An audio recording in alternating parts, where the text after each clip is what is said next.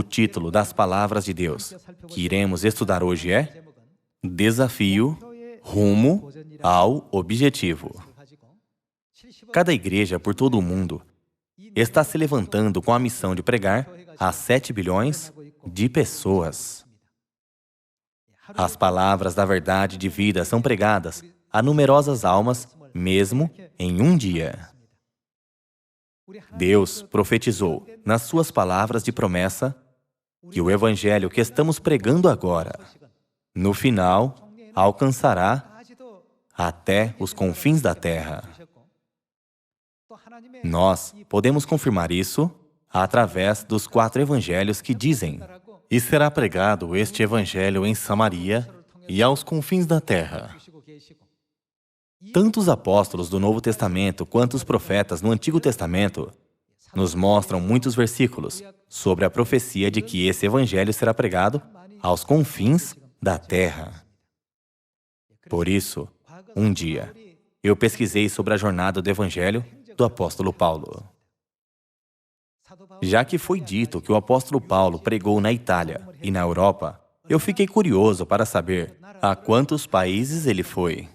Os países que o apóstolo Paulo visitou eram os poderosos naqueles dias. Mais tarde, o transporte se desenvolveu. E como nós os vemos no século XXI, eles são uma pequena parte do mundo. O apóstolo Paulo viajou para essa área. Naqueles dias não havia avião. Eles usavam navios. Talvez navio era o meio de transporte mais rápido naqueles dias. Nessas circunstâncias, ele viajou para a Itália, Roma e Grécia também. Hoje em dia, na época do Espírito Santo, os profetas são enviados a todas as partes do mundo, Samaria e aos confins da terra, sob a graça do Pai e da Mãe. Quando nós comparamos a pregação da época apostólica com a pregação desta época, as áreas onde eles viajaram e pregaram eram uma parte muito pequena do mundo. Vendo isso, eu cheguei a pensar: Deus fez tudo nesta época, inclusive meios de transporte e de telecomunicações, a fim de progredir bem a nossa pregação aos 7 bilhões de pessoas. Então eu fiquei mais fervoroso para enfrentar os desafios rumo ao objetivo de pregar aos 7 bilhões. Há um ditado: quem não consegue se desafiar rumo ao objetivo, este é o velho. Eu gostaria de compartilhar uma breve história sobre isto. Charles Lindbergh, dos Estados Unidos, é conhecido como a primeira pessoa a voar sozinha sobre o Oceano Atlântico. Ele voou sem escalas de Nova York a Paris. Dessa forma, ele é relembrado na história. Quando ele teve mais idades, ele sentiu letargia. Já que ficou letárgico, ele perdeu a sua autoconfiança e começou a ter uma perspectiva negativa sobre tudo. Tudo o que falava era sempre negativo, dizendo: eu não posso fazer isto. Ele reclamava e murmurava. Ele dizia tais coisas porque ele tinha perdido a sua confiança em todas as circunstâncias. Enquanto isso, ele sentia falta dos seus dias de juventude, quando chegou a cruzar o Oceano Atlântico. Ele queria visitar o museu onde o seu avião estava sendo exibido. Quando ele visitou lá, o diretor do museu o reconheceu de imediato e o serviu com respeito. Eles conversaram sobre muitas coisas dos tempos passados. Ele perguntou ao diretor se ele poderia sentar no avião. O diretor o permitiu sentar. Ele entrou no avião e sentou-se no assento do piloto e fechou suavemente os seus olhos. E começou a relembrar o passado. No passado, eu pilotava este avião e até voei de Nova York a Paris, que tem mais de 5.000 quilômetros de distância. Isso foi um desafio aventuroso. Fechando seus olhos com saudade dos seus tempos passados, por um momento ele ficou perdido em memórias. Depois de um tempo, ele abriu seus olhos. Então ele compreendeu que estava faltando o painel. Ele ficou assustado. Geralmente, um avião tem um painel, certo? O painel fornece, em um piscar de olhos, indicadores de performance relevantes para voar ou dirigir, como o nível de combustível. Mas esse avião não tinha painel. Além disso, estava faltando um altímetro também. Os componentes importantes para dirigir o avião não estavam em lugar algum. Ele perguntou ao diretor do museu: "O que aconteceu?" O diretor respondeu: "Isso é o que eu gostaria de saber." O diretor disse que ele não podia entender como Lindbergh pensou sobre cruzar o Atlântico com aquele pedaço de sucata. Foi um desafio temerário cruzar o Atlântico com um avião nesta condição. O diretor perguntou ao Lindbergh: "Por que você tirou o painel?" Ele respondeu: "Era para reduzir o peso um pouco mais." Lindbergh se esforçou para cumprir esse objetivo, pensando que poderia ser possível se o avião fosse um pouco mais leve. No final, ele o fez. Naquele tempo, as mídias de massa ficaram muito animadas sobre essa corajosa história. O diretor disse: "Não foi você que realizou esse acontecimento histórico?" Até aquele tempo, Lindbergh pensava que a sua letargia e falta de confiança eram por causa da sua idade. Mas depois, ele compreendeu que isso não era verdade. Não era a sua idade ou corpo fraco que o fizeram velho, mas sim ele ter parado de tentar cumprir algo que parecesse impossível. Foi então que ele perdeu a sua juventude. Se algo parecesse impossível, ele não fazia sequer um pequeno esforço para tentar. Ele simplesmente desistia antes de tentar. Ele compreendeu que ele se tornou velho a partir do momento que ele desistiu de tentar e fazer esforços para cumprir algo. Eles desistem desde o início, sem nem mesmo tentar. Mas os outros estabelecem uma meta e fazem esforços para alcançá-la. Eu devo alcançar o meu destino a todo custo, mesmo que eu tenha que remover o painel e altímetro para cumprir a tarefa. Desta forma, ele tirou o painel e o altímetro. Ele voou somente dependendo de seus sentidos. Ele compreendeu que isso define a juventude. A idade é irrelevante. Um corpo fraco não importa. Quando alguém perde a mentalidade para desafiar, ele se torna velho. Seja velho ou não, independente da sua idade física, as pessoas se tornam velhas a partir desse momento. Pessoal, nós não somos todos os jovens como o orvalho da aurora? Por que não tentamos algo, ainda que pareça impossível, como os jovens do Senhor? Se há somente uma pequena quantidade de coisas negativas, alguns desistem desde o começo, criando justificativas para não tentar. Ao invés de procurar justificativas para desistir, se vocês veem apenas 1% do possível sucesso, pensemos: já que há um espaço do tamanho do buraco de uma agulha, se eu iluminar a luz definitivamente passará por ele e iluminará o escuro. Nós não devemos pregar com esse tipo de fé? Lindbergh disse: "Eu perdi a minha juventude no momento em que eu desisti de fazer esforços para cumprir o que parecia impossível." As suas palavras se aplicam exatamente para a nossa situação presente. Nós estamos agora realizando a missão de pregar a 7 bilhões. Há pessoas que desistem desde o início se algo parece impossível. Por outro lado, há pessoas que aceitam um desafio, mesmo que isso pareça impossível. Eu tenho certeza de que bênçãos e um grande galardão serão dados no céu para aqueles que desafiam, com fé para alcançar a meta do Evangelho. Hoje vamos encontrar alguns versículos na Bíblia sobre este assunto. Vamos para o livro do Gênesis, capítulo 18. Capítulo 18, versículo 14. Deus disse: acaso para o Senhor há coisa demasiadamente difícil? O que isso significa? Significa que Deus pode fazer tudo possível, certo? Ainda que algo pareça impossível aos nossos olhos, é possível para Deus. Quando nós cremos nas palavras de Deus e prosseguimos nelas, nada será impossível.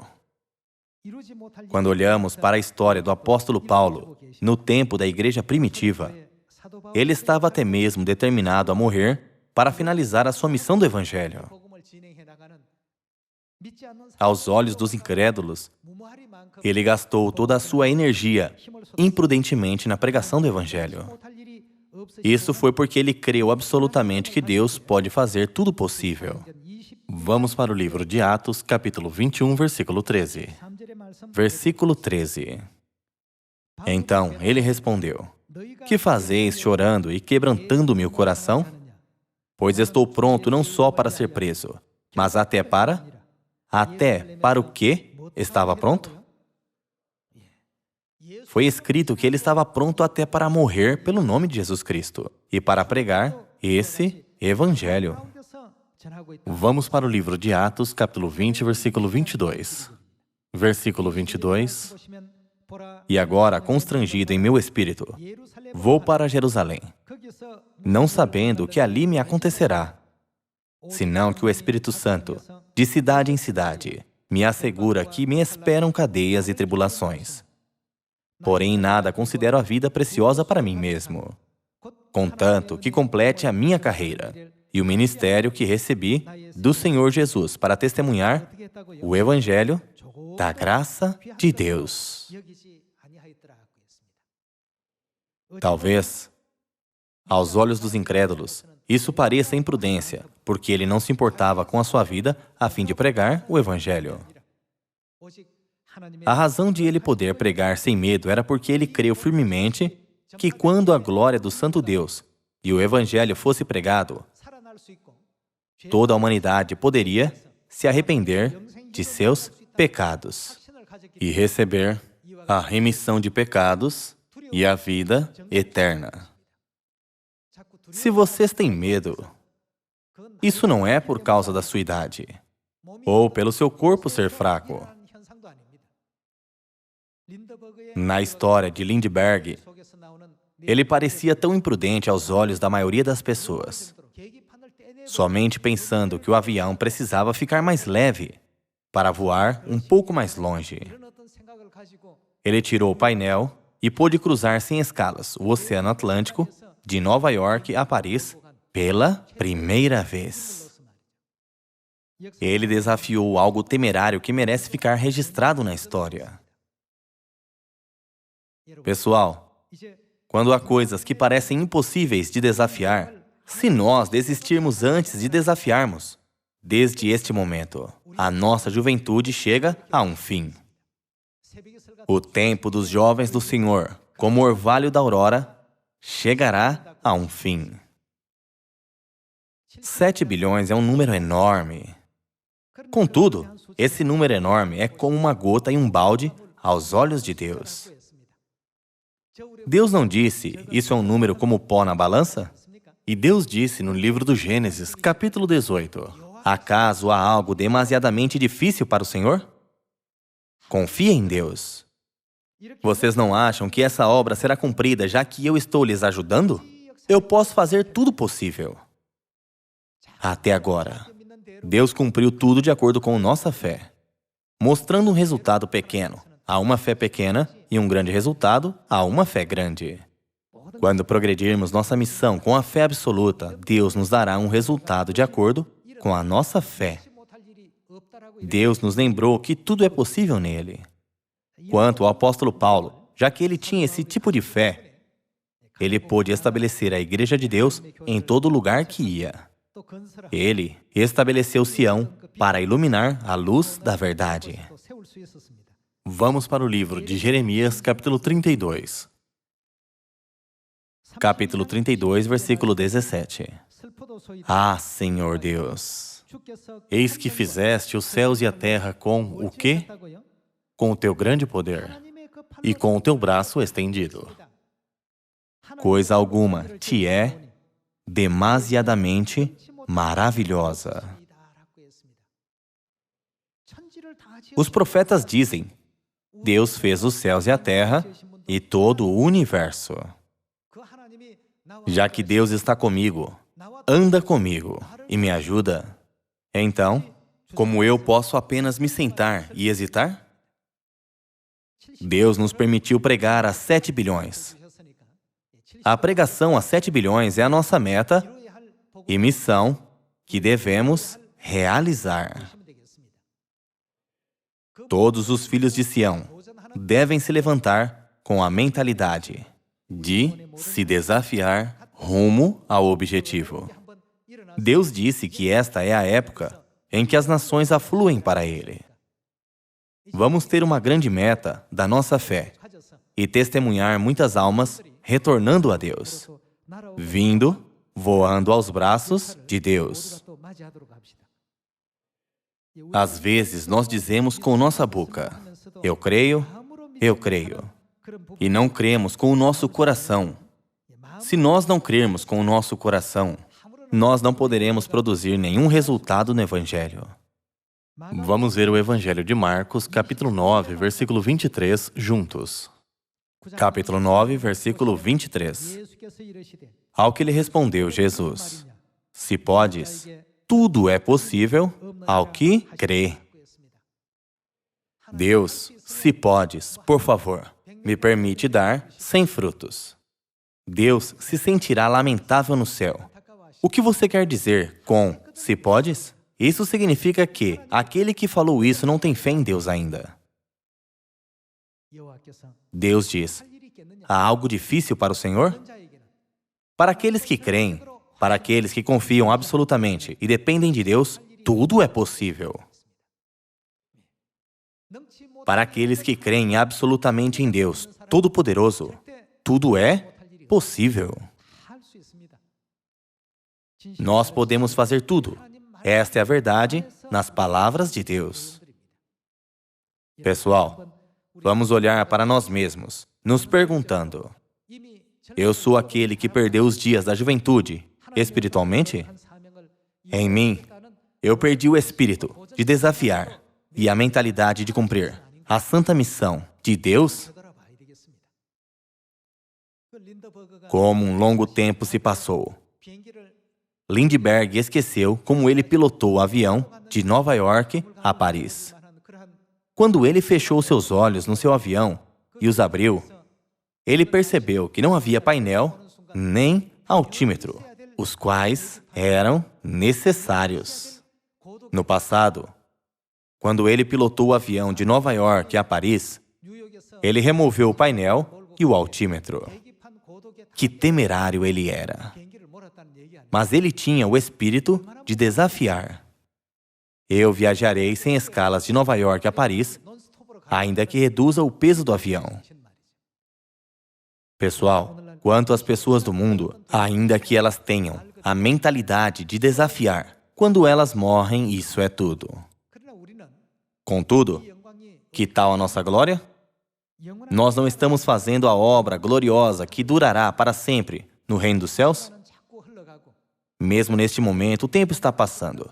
Nosso tempo nesta terra está ficando cada vez menor. Vamos ter a mentalidade de desafiar o que quer que seja para o Evangelho. Ah, eu fiz isso, mas eu não tive sucesso. Eu fiz aquilo, mas eu não pude cumpri-lo. Todos são negativos ao meu respeito. Quando eu digo algo, todos me rejeitam. Quando Lindbergh perdeu a sua confiança, tudo parecia negativo aos seus olhos. Então ele pensou: é porque eu fiquei velho e porque o meu corpo é senil.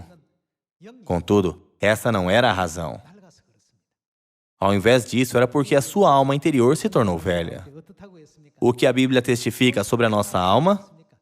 Não diz que se renova de dia em dia? Mesmo que o nosso homem exterior se corrompa, embora o nosso corpo ficando velho, que tal o nosso homem interior? Não foi dito que se renova de dia em dia?